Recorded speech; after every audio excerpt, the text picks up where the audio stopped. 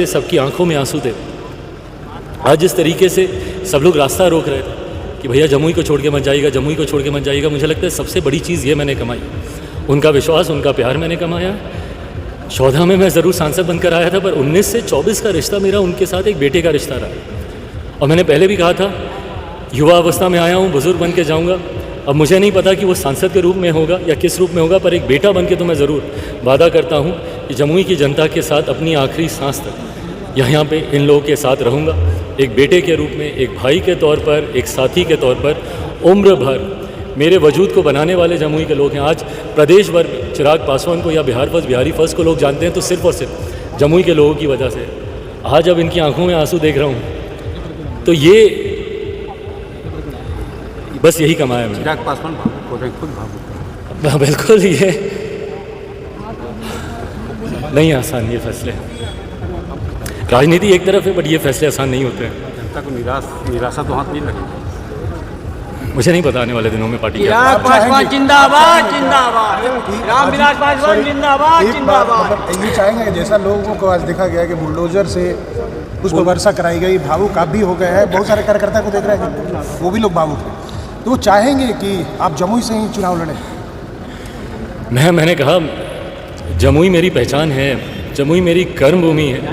जैसे मेरे नेता की पहचान हाजीपुर था, वैसे ही मेरी पहचान मैं ज़िंदगी में कहीं भी चला जाऊँ, कुछ भी बन जाऊँ, पर हमेशा मेरी पहचान सिर्फ और सिर्फ जमुई की वजह से रहेगी। मेरी अस्तित्व का एक एक कण यहाँ का ऋणी है।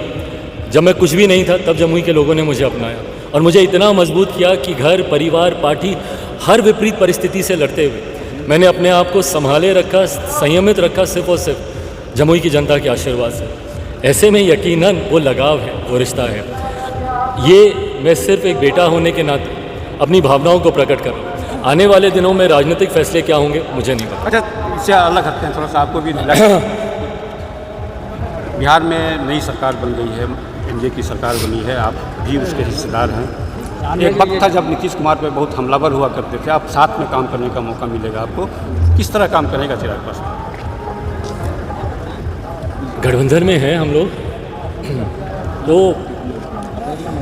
देखिए गठबंधन सबसे पहले आता है, गठबंधन का हित सबसे पहले आता है और ये गठबंधन के द्वारा लिया गया फैसला है मुख्यमंत्री जी को वापस गठबंधन में लाने का। मैं ये मानता हूँ कि हम लोग का एक बड़ा लक्ष्य है, 400 से ज़्यादा सीटों के लक्ष्य के साथ हम लोग आगे बढ़ रहे हैं।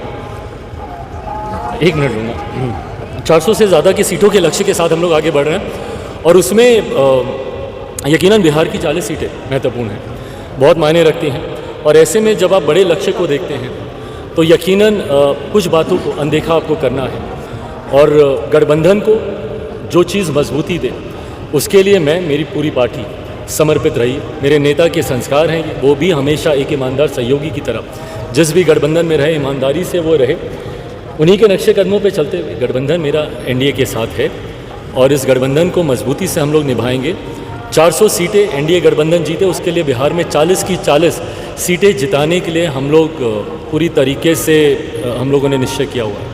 चिराग जी, एक चीज़ बताइए कि आप नीतीश कुमार पर जितना हमलावर होते हैं उतने तेजस्वी के प्रति आपका सॉफ्ट कॉर्नर रहता है। तेजस्वी आज से विश्वास यात्रा पे निकले हैं, अभी एक मुजफ्फरपुर उनका कार्यक्रम चल रहा है, वहाँ पे उन्होंने कहा कि आरजेडी को लोग MY की पार्टी मानते हैं, लेकिन आज उनका बयान आया है कि ये बाप की पार्टी है, BAP बाप की पार्टी है, मतलब कि बहुजन, अगरा और पुअर।